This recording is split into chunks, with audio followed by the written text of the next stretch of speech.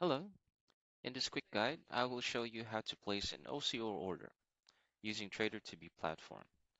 An OCO order, or one cancels the other, lets you set up both a stop loss and a take profit order at the same time.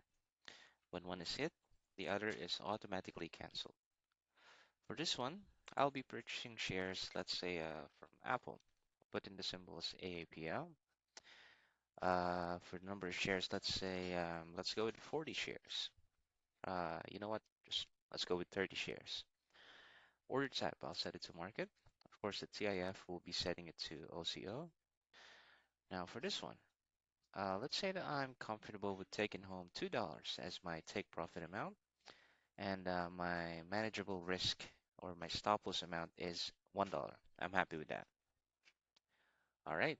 This means that if the price of Apple shares reaches $247, my take profit order will execute, and the stop order is canceled automatically. On the other hand, if the price drops to $243, the stop loss order executes and the take profit order is canceled. Let's lock the trade in by clicking buy. Now, it will show you the total amount of shares that you purchased.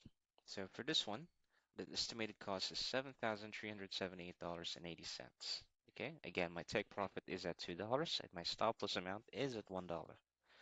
Once you're satisfied, click send. You'll be able to see the orders in the order widget. Once active, the platform manages the OCO order automatically.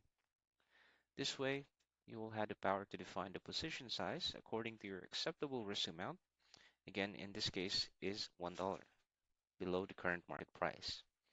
This prevents overexposure and lets you sit back and make the platform do the work for you. That is how to place an OCO order using Trade2B platform. Thank you.